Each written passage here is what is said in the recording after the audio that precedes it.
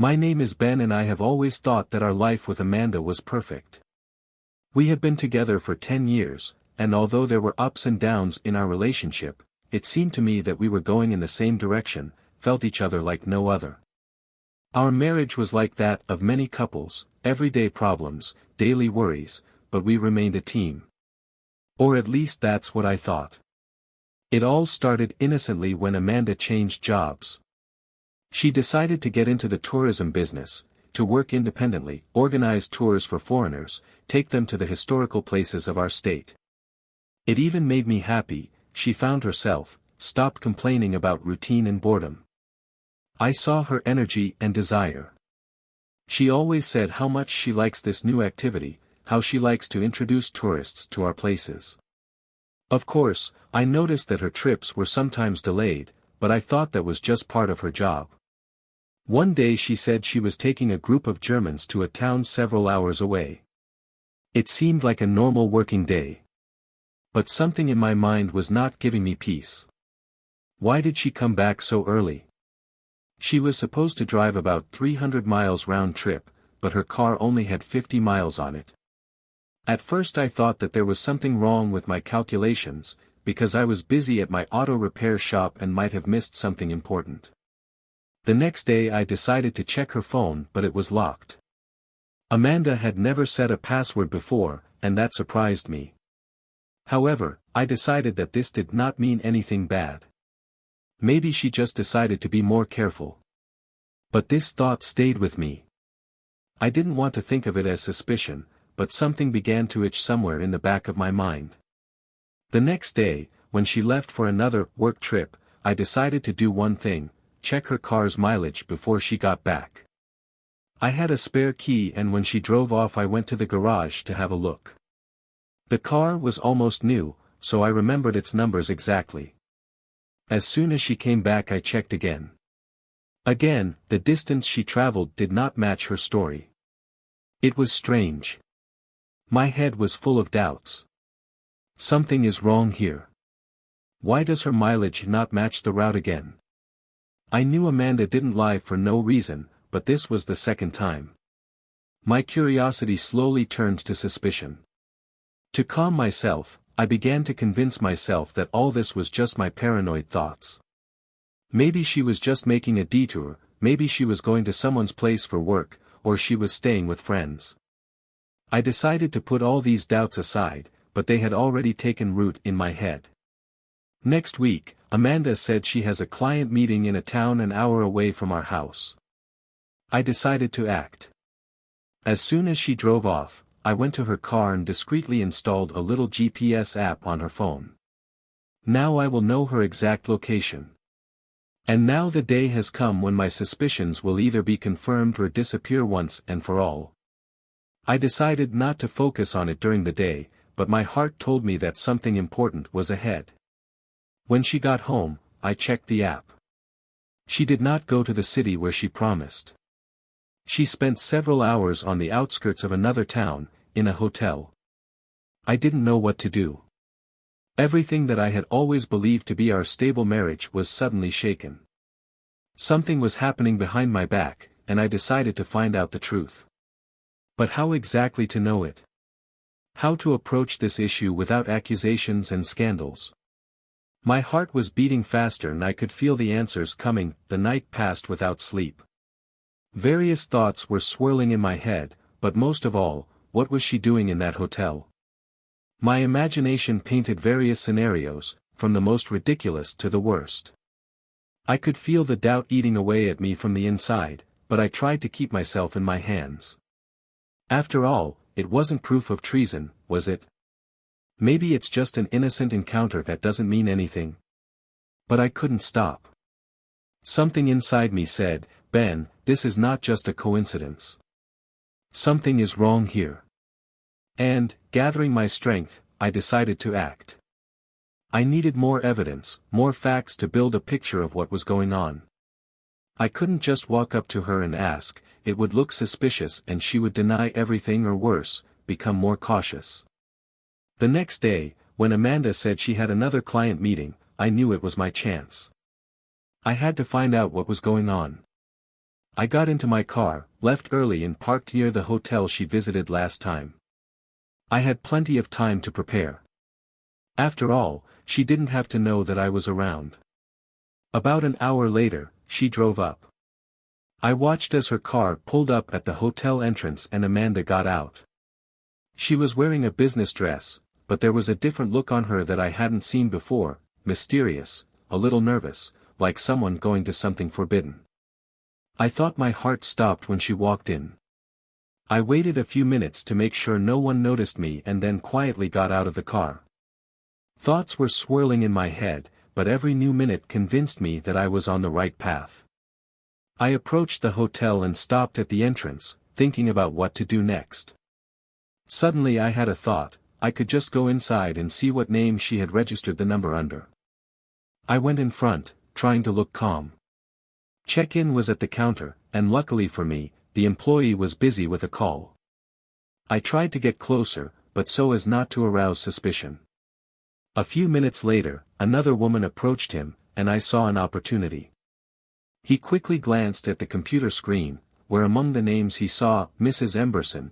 It was a pseudonym that Amanda often used on social networks. My suspicion was confirmed.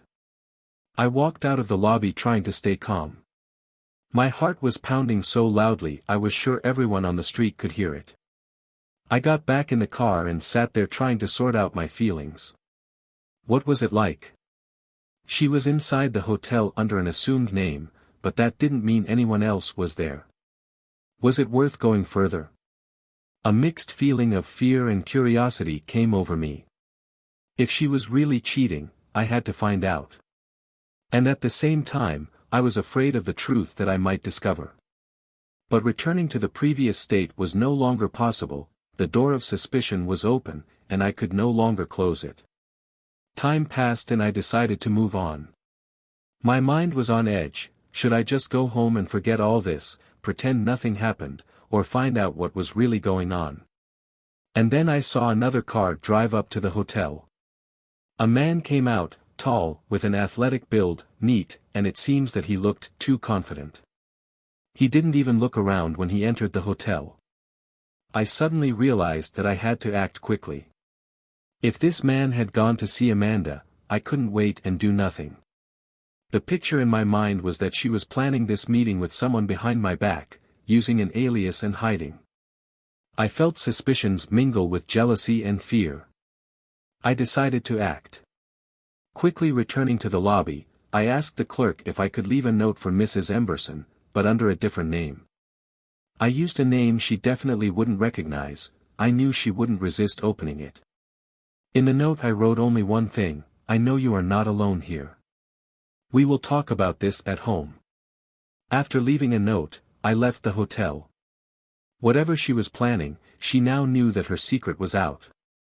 The only question was whether she would confess to me when she got home or continue to lie. I had a hard time deciding how to proceed. Should I openly approach her with these suspicions, or wait for her reaction to the note? I felt like I was losing control of the situation. I had a plan, but I was still afraid of the truth it might bring me. That I returned home, trying to hide my anxiety. My heart was beating fast, hundreds of thoughts were swirling in my head. What have I done? What will happen next? But what worried me most was how Amanda would react to the note. Will she be calm as usual? Will he understand that I know something? Or maybe she will feel fear and finally confess. My plan seemed simple, but at the same time dangerous. I prepared for the worst. Silence reigned at home. I sat on the couch and tried to distract myself with the TV, but every minute seemed like an eternity. I didn't know how much time had passed, but when I heard the sound of the keys in the door, my pulse raced again. She was at home.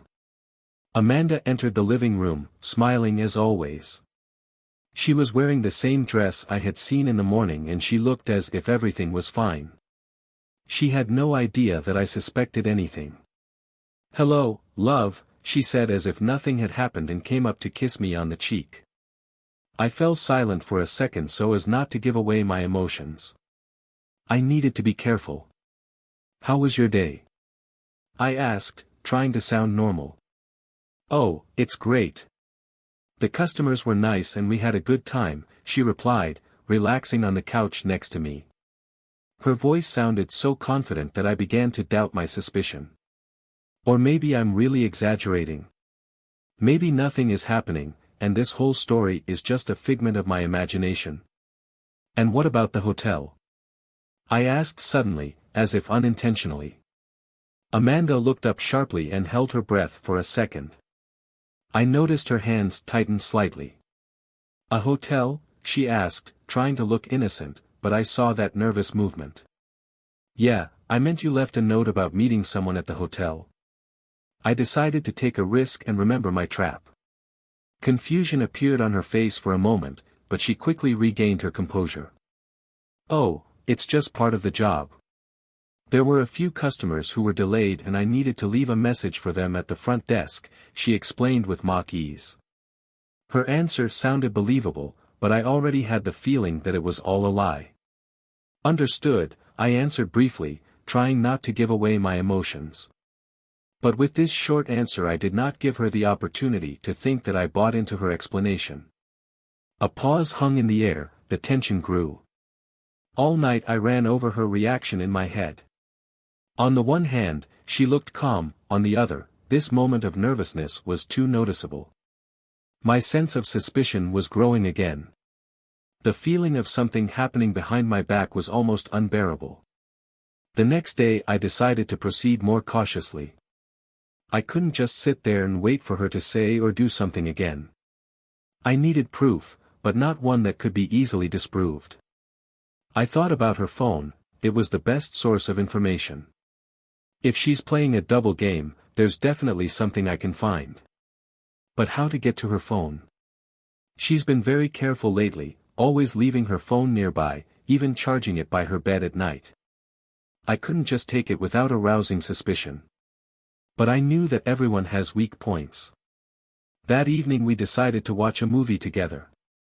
Amanda chose a light comedy and we sat down in front of the TV. I noticed that she became a bit relaxed during the movie and after an hour of the movie she fell asleep on the couch. This was my chance. I slowly got up from the chair and quietly walked over to her phone. It was lying on the coffee table next to her hand. I could feel my heart pounding as I picked it up. Password. Of course there was a password, but I had seen her enter it before. 1-9-8-5 is the year of her birth. My hands were shaking as I entered the numbers. The phone is unlocked. At that moment, I realized that there was no turning back. It was that moment when you either find confirmation or you are convinced of your mistakes. I quickly opened her message. At first, everything seemed normal, ordinary conversations with friends, clients. But when I came across the name Andy, everything fell into place. The messages from this Andy were short, but full of flirtations and hints. "I can't wait to see you again at the same place, you looked amazing today as always." I saw that these messages were written on the same day she was at the hotel. My head was spinning. It was him, the man I saw outside the hotel. The one she was dating behind my back. I read these messages and felt my rage rise. She cheated on me.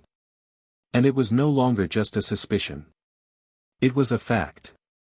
I wanted to wake her up right here and ask her what was going on. But I held back. Instead, I took pictures of these messages on my phone so I could have proof. I knew there would come a time when I could present her with this evidence, but not now. Now I needed to figure out how to proceed. That night, as I put my phone back in its place and watched Amanda sleep peacefully on the couch, a new feeling began to dawn on me: emptiness. I was holding a real bomb inside me that could explode at any moment. All the evidence was in front of me, but I couldn't just use it. The question arose: what next? How to act, knowing that all this can destroy our life? Instead of giving in to impulsive emotions and asking her out immediately, I decided to think about my next steps. After all, I knew that one exposure was not enough, a complete picture was needed. I had to understand how far her betrayal had gone and whether our relationship could be salvaged after that. Either way, it required a careful approach. The next morning, when Amanda woke up, I tried to act as if nothing had happened. She was herself again, smiling, easygoing, as if there was no secret in her life. But now I saw things differently. Her every word, every movement seemed suspicious to me. I wanted to scream, but I kept everything to myself. I came up with a plan: to continue watching her, gather more evidence and act only when I am sure of everything. I needed to know who this Andy was and what their relationship was. Maybe it's just innocent flirting. Is everything much more serious than I thought? The next few days passed in anxious anticipation. Amanda acted as if nothing had changed and I continued to play the role of the perfect husband, even though I was seething inside. I was constantly tempted to bring up the subject, but something stopped me. Maybe I wasn't ready to hear the whole truth. One evening, when Amanda left for a client meeting, I decided to take the next step in my investigation. I couldn't wait at home not knowing where she really was. I decided to follow her. I used the GPS tracker that was already on her phone and started tracking her movements. She didn't notice when I followed her. Her car headed in the opposite direction from where her customers usually are. She left for the hotel again, the same one where I had seen her before. I parked at a distance and watched carefully. I saw how she got out of the car, looked around, this time a little nervously, as if she had a premonition.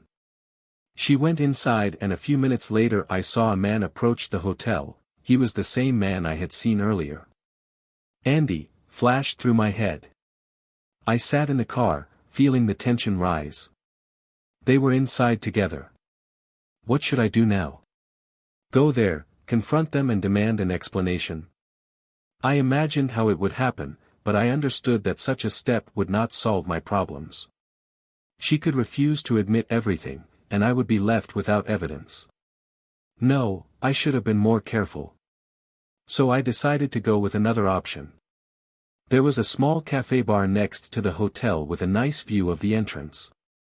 I went there, ordered a coffee and decided to wait.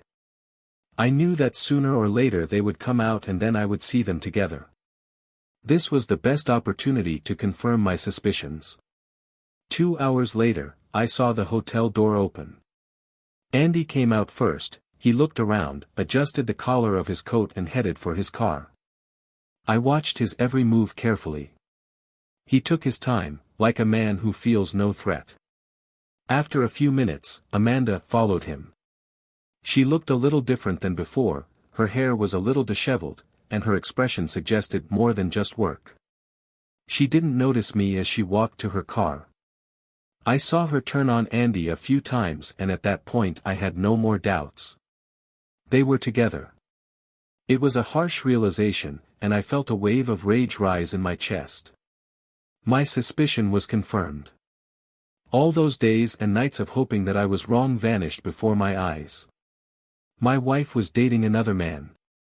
I got home before Amanda and decided to wait for her to finally dot all the I's. When she entered the house, I was already ready to talk. My soul was filled with anger and a desire for answers. I was sitting in the kitchen playing with a cup when she walked in as if nothing had happened. How was the meeting? I asked, trying to stay calm even though I was seething inside. It's fine, she answered without even looking at me and began to undress. Her indifference and confidence in her impunity only added fuel to the fire. Are you sure everything is okay? I added. My voice became harder and she noticed it. Her movements slowed down, she stopped and looked at me. What do you mean? She asked, but in her voice I could already hear those notes of tension that had not been there before. I couldn't hold it in anymore. I know about you and Andy, I said bluntly. Her eyes widened and a look of shock mixed with despair appeared on her face. She wasn't expecting this, and at that moment I felt control shift to my side for the first time in a long time. What? She exclaimed, trying to pretend she didn't understand, but it was no use. Her voice betrayed her, it was shaking, and she knew I had exposed her lie. I saw you. I saw you leave the hotel. You're deceiving me, Amanda. And I'm not going to keep quiet anymore. Those words hung in the air, and in that moment everything fell into place. Her face changed, now it was not shock, but recognition. She couldn't deny it anymore. She realized that she had lost control of the situation. After my words there was silence in the room. Amanda stood in front of me, staring at the floor in silence. Her face turned pale, her eyes froze in alienation. She knew that her secret was out, and now there was no point in denying anything. But I couldn't just stand there and wait for her to speak first. Why, Amanda? I asked, trying to control my voice, which was bursting with anger. Why did you do that? Why did you choose to lie to me instead of telling me something was wrong? She finally looked up and looked me straight in the eye. Her lips twitched a little as if she was about to say something, but then fell silent again. I could see her face struggling with different emotions, fear, shame, maybe even despair. But no attempt to justify. I don't know, she finally said in a low, almost uncertain voice. This answer only made me angrier. You don't know. You don't know why you went to another man. We've been together for 10 years. And you can't even explain why you cheated. My voice rose a few tones, and I felt rage rising inside me. Ben, it wasn't that easy, she began, taking a step forward as if trying to close the distance between us, but I wouldn't let her get any closer. She stopped, realizing that I wasn't going to listen to her so easily. It wasn't something I planned. It all happened gradually. Gradually? I barely restrained myself from hitting her again. How gradually? I saw you meeting him at the hotel. I read your messages. You were flirting with him behind my back and you're saying it was by accident? No, Ben, it's not an accident. Her voice shook and she stopped mid-sentence. She caught her breath nervously, trying to collect her thoughts. Andy, he just gave me something I haven't felt in our marriage in a long time. My heart sank again in pain. I looked at her and could not believe my ears. She just confessed. She didn't try to make excuses, didn't deny the obvious, she just told the truth. It was like a knife to the heart. What didn't you feel? I asked coldly. My feelings now leaned more towards devastation than anger. We were always together. We solved all problems together. What did you miss? Amanda was silent, her eyes falling back to the floor. She struggled with her words, but I couldn't wait any longer. Speak, Amanda. I want to know. I deserve it after what you've done. She took a deep breath and finally looked up to meet mine. Her eyes were full of pain, but this pain no longer seemed important to me. She made her choice, and now she had to answer for it. Ben, she began, her voice barely audible, I love you. I've always loved you. But the last few years, you've been different. You've been busy with work, you haven't noticed me like you used to. I felt lonely, despite the fact that you were around. And when Andy appeared, I just felt that he was giving me something that you had not given for a long time. Care. These words sounded like an excuse, but at the same time I understood that they were sincere. She wasn't making this up, it was her way of explaining what she had done. But that didn't make her act any less painful for me. Are you saying that's why you decided to go to another man? I could not believe that I would hear such an explanation. Because I've been working more than before, you decided to meet someone in hotels. That's no excuse, she said, her tone more determined now. I know what I did was wrong. But I couldn't help myself. I just lost myself in it, in all these emotions. I wasn't looking for a lover, but it happened. Once again I felt my emotions start to well up inside. She tells me it just happened, but how could it just happen?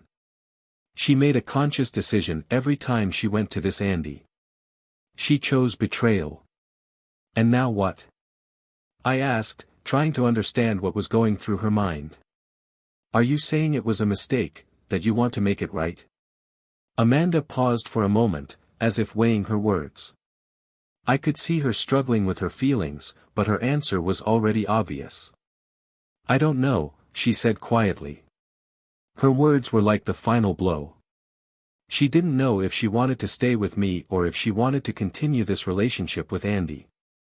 It was the moment of truth. Now I had to decide how to proceed. I could no longer wait for things to work themselves out. She made her choice, and now it's my turn. My thoughts revolved around one thing: should I forgive her or just leave? But how do you forgive someone who is no longer sure if they want to stay with you? I stood up from my chair, walking slowly around the table until I was next to her. She looked at me again, her eyes were full of fear and pain, but I could no longer feel my former love for her. Now it was just a question of how we should proceed. Amanda, I want you to know one thing, I began, my words full of determination. You made your choice, and I respect it. But I won't tolerate betrayal anymore. You have to decide now who you choose. If you want to go see Andy, fine. But I won't wait for you to make up your mind. You have accepted now. She was silent, her eyes clouded with tears, but I didn't let that affect my decision. I was ready to leave if she didn't choose me. Her voice trailed off and she said nothing more. She didn't know what to answer, and this uncertainty was the final sign for me. You've already made your choice, I said quietly but firmly. I'm not going to be a part of it anymore.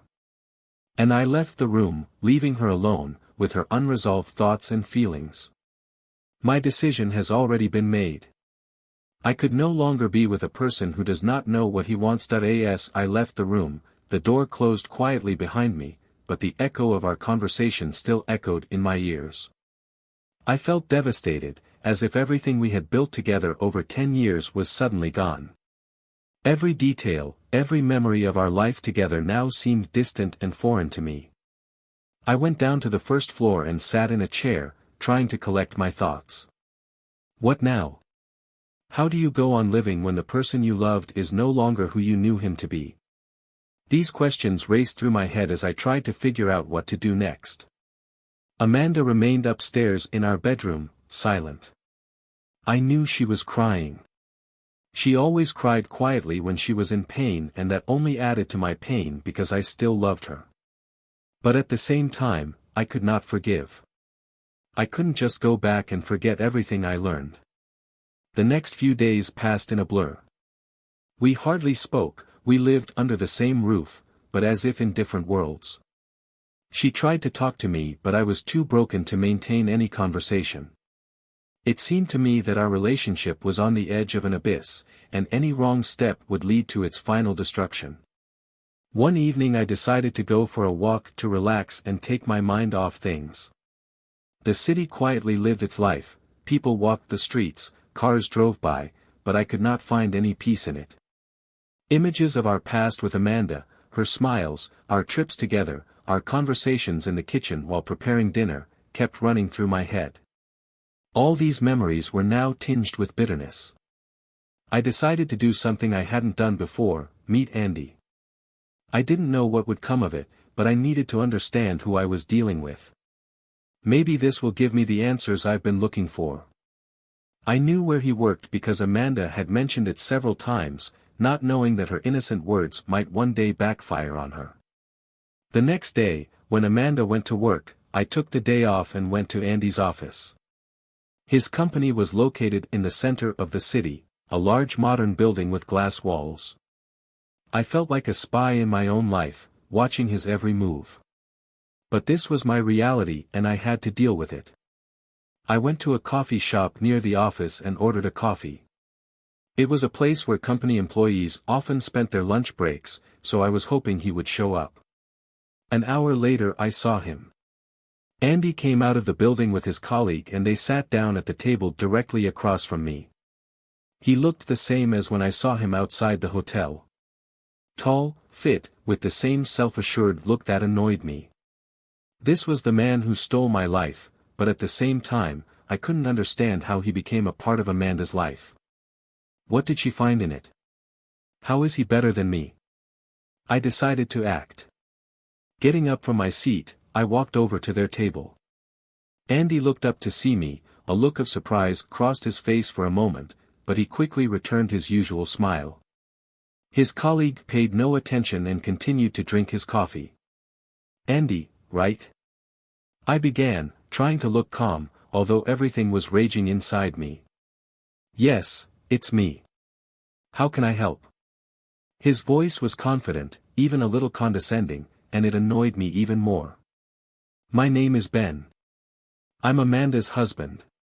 His smile disappeared as quickly as it appeared. I saw his face change, first a slight surprise, then something more, like he was trying to figure out what was going to happen next. Can we talk? I continued, feeling the tension in the air only grow. He nodded and we stepped aside, leaving his colleague at the table. When we were alone, he spoke first. I didn't mean for it to go this far, his voice wasn't as confident as before. He tried to explain everything, but I didn't want to listen to excuses. What did you want, Andy? I asked coldly. You knew she was married. Why didn't you just move on? Why did you choose to be a part of this? He sighed, looking straight at me. I know I made a mistake. But that wasn't my intention from the beginning. I wasn't looking for her. She came to me. I fell silent for a moment. Was it true? Amanda may have indeed made the first move, but that didn't change the fact that he entered the relationship knowingly. She came to you. That doesn't absolve you of responsibility, Andy. You had a choice, and you made it. You helped her destroy our marriage. His face became serious. You're right. But I can't take back what happened. If you want the truth, I feel more than admiration for her. Those words hit me harder than I expected. He wasn't just temporary entertainment for her, he wanted more. I felt the ground under my feet begin to shake. Was I ready for such a development? Do you know that she herself does not know what she wants? I asked, feeling my desperation rise. She can't decide whether to stay with me or go to you. Andy looked down, thinking for a moment. I know. But it's her choice. And I won't interfere. This conversation did not bring me any relief. I realized he wasn't going to fight for her, but at the same time, he wasn't going to back down if she chose him. This only complicated the situation. Now everything depended only on her. I returned home still mulling over our conversation. Amanda was at home, sitting in the kitchen with a cup of tea. I saw her eyes widen as I entered the room. She understood what I did. You've been dating him, haven't you? Her voice was quiet but confident. Yes, I replied, sitting across from her. And now I want to hear your decision. She held her breath, her eyes filled with tears. Ben, I don't know. I'm confused. These words were the last blow for me. She still didn't know who to choose. Then I'll make the choice for you, I said, feeling the last drop of patience leave me. We can't be together anymore, Amanda. If you can't decide, then I'll decide for both of us. This is the end. After my words there was a dead silence in the room. Amanda sat in front of me as if paralyzed by my decision. I saw her eyes fill with tears, but those tears no longer caused me pity or sympathy. They were useless, empty. She had so much time to make things right, but instead she plunged us both into an abyss of uncertainty and betrayal. I stood up, carefully pushed the chair back and walked over to the window. Behind him we could see our street, as ordinary as always. Cars drove by, neighbors went about their business, and the world seemed completely indifferent to what was happening in our house. I felt an emptiness that I could not fill. What's next? Ben, Amanda said quietly. Her voice was shaking and I didn't turn to look at her. I knew what I would see on her face, despair and pain. But this pain was her creation, the result of her own decisions. No, I snapped, still looking out the window. Don't say anything. I don't need your excuses anymore. You had time to decide, but you didn't. She fell silent and I heard her sob. It was not like the usual scandal, where one side tries to win or convince the other of its rightness. It was the end, simple, cold, and unforgiving. I never meant for it to go this far, she began, but her words dissolved into thin air. I knew this was all just an excuse and there was no reason to continue this conversation. It doesn't matter anymore, Amanda, I said calmly, finally turning to face her. What you did ruined our marriage.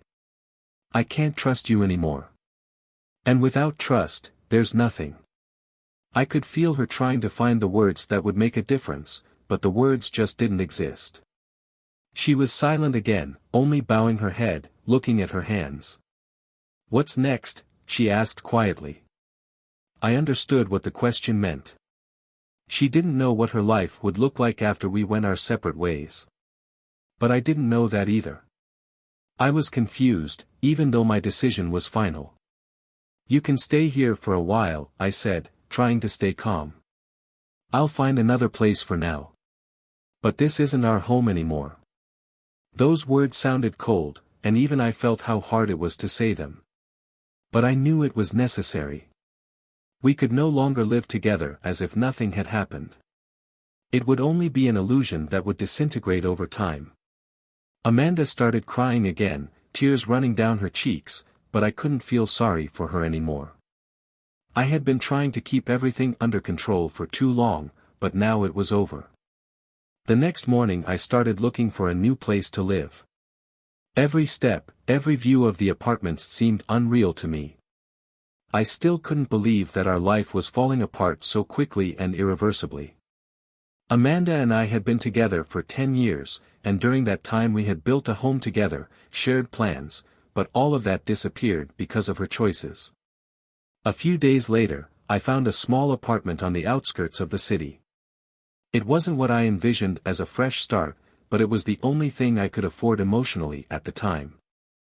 I packed a few things and, without saying goodbye to her, left. The following weeks were a test for me. Life in the new apartment seemed alienated, almost empty. I woke up in the middle of white walls that didn't make any sense to me.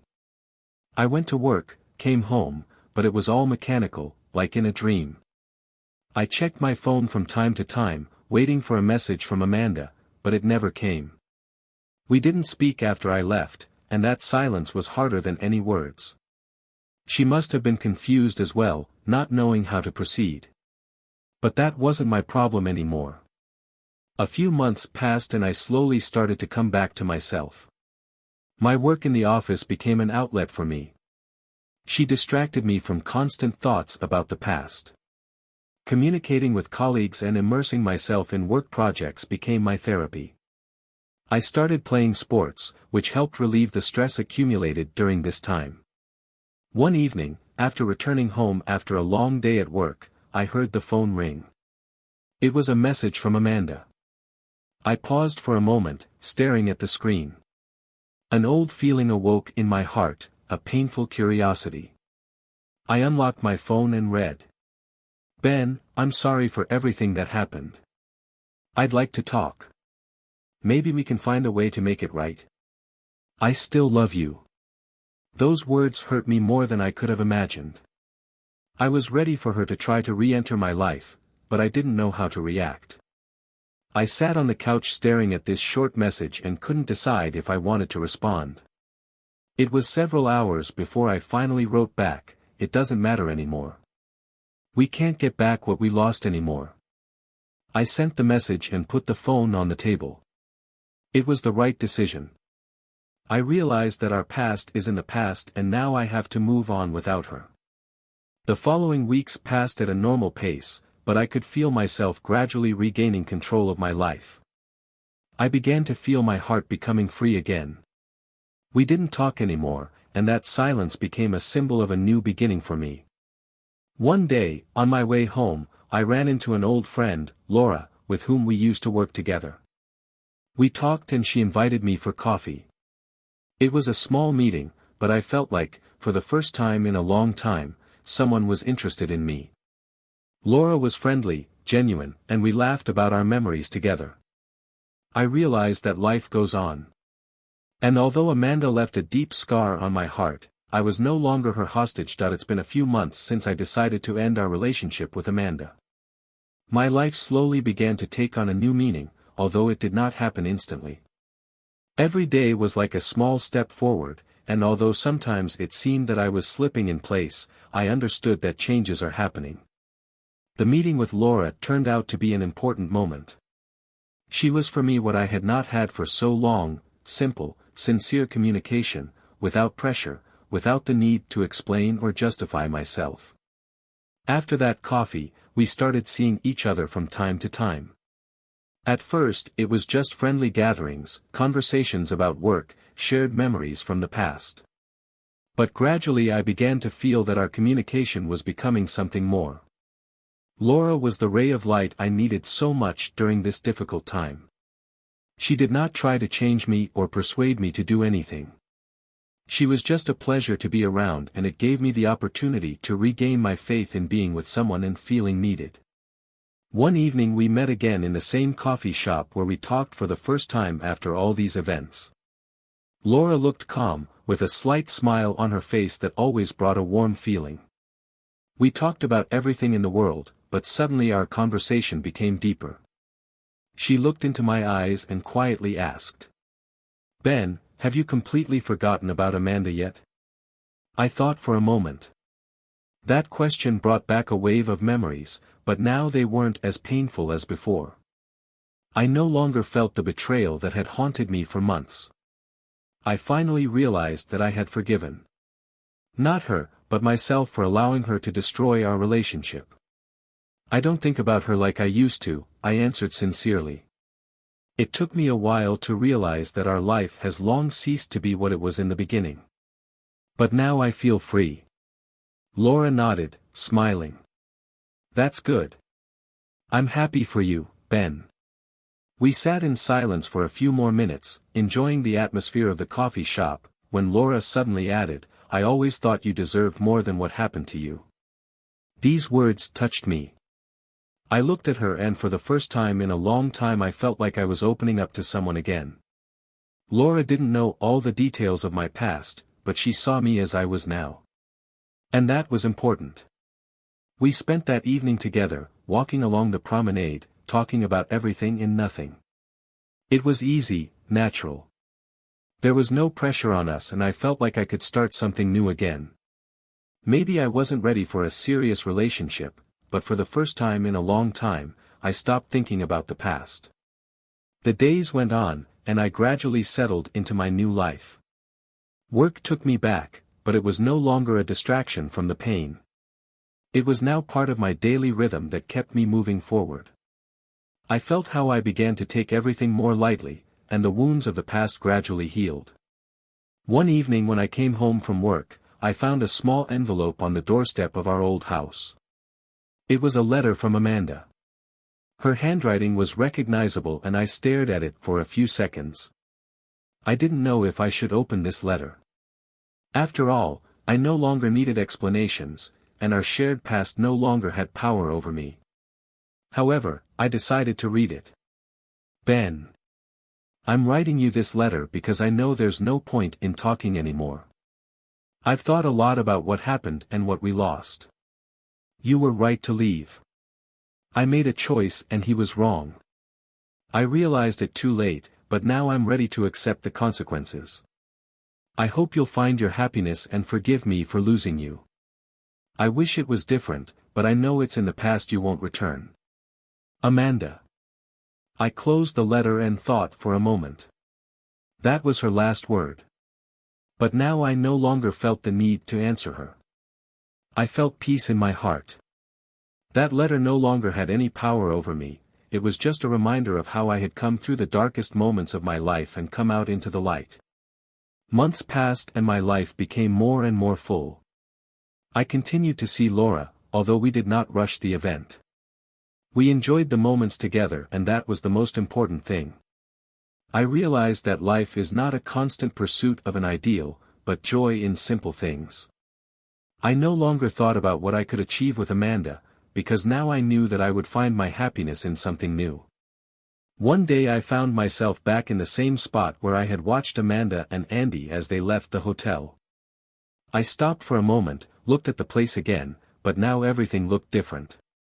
I no longer felt pain or frustration, only peace and confidence that everything happened as it was supposed to happen. My life changed, but I was able to accept it. And now I was ready to move on, with new hope and new dreams.